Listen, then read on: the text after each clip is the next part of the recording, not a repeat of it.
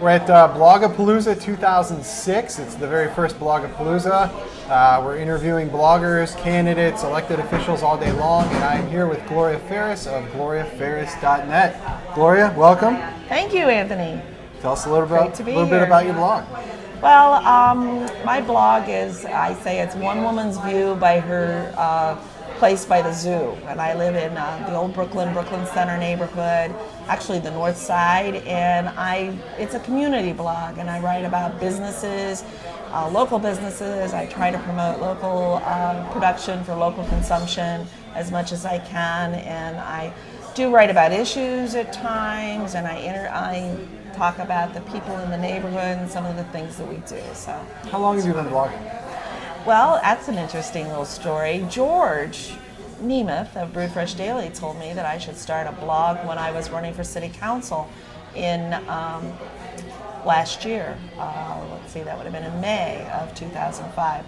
So I've been doing it just a little over a year now. And that was fun. I started the blog then, and then it went from there. How do you like it? Doing it. How do I like blogging? I enjoy it. How have you evolved? I mean, how did, when you started, was it uncomfortable? Was it something you got into instantly? You know what? I'm better at it now than I was at first, because I thought that everything had to be this wonderful issue that everybody would want to read. And then finally I thought, well, if people read it, that's just a plus. Part of it is just being able to write it and get it out. And I mean, I wrote a post about my dad on Father's Day and about fishing, and I thought, well, this is all just for me, nobody's going to read this thing. And that one I got comments on, so it's kind of odd. Things that I would think that people would comment on, they don't at all, and others. And if you're going to say about something I really enjoy, it's when I now go to things and I tell people who I am, and they'll say, oh yeah, I read your blog. And that's fun. Does it hurt when you write something that you think is going to get all kinds of response and you get almost nothing? No, because people don't. I mean, I've told George that on Brewed Fresh Daily. It just surprises me that I think, whoa, this is going to be a thread that's going to go on forever, and then nobody even comments. It's just like a slow news day or something, and then something that you think, oh my God, I can't believe people are taking their time to tap away at their keyboard, and they just keep going on and on about it. So I guess that's not about me. What are some of your favorite blogs? Have any of them kind of inspired you to write the way you do, or? That's kind of hard. You can only write the way you write, and if somebody likes the way you write, they're going to read it. If they think you're boring, they're going to quit reading you. I actually look at a lot of blogs that are friends of mine, that people I've met through blogger meetups or through Meet the Bloggers, and I always kind of check on them. I check Brewed Fresh Daily every day.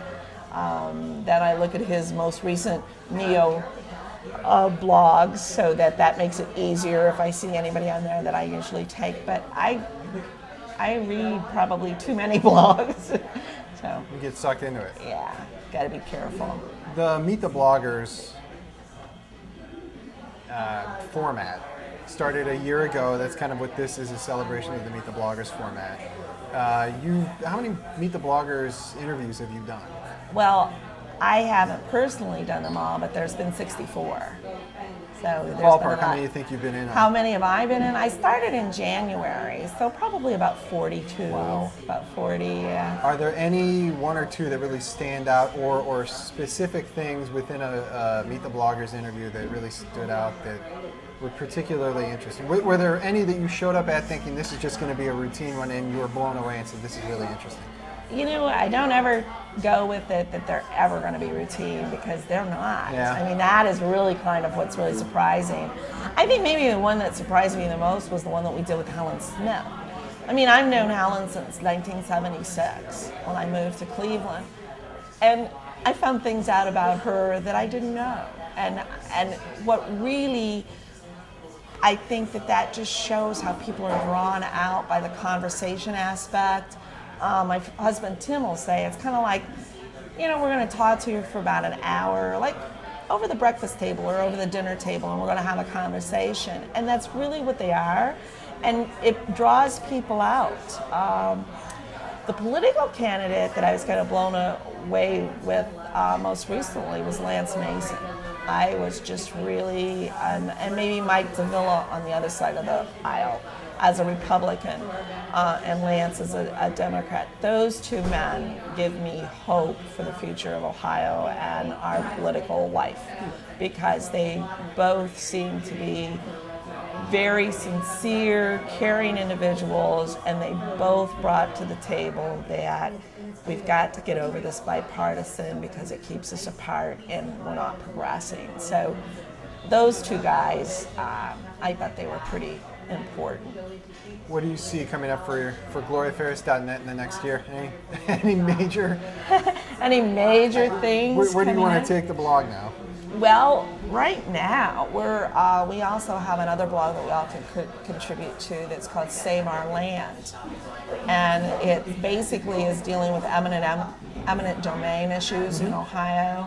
I'll probably keep on that issue because from what I hear is coming out of the task force, individual rights are just being kind of like this economic development for private developers and being, promoted by our government is just kind of frightening to me. So I'll be working on that quite a bit. What was the address on that one again?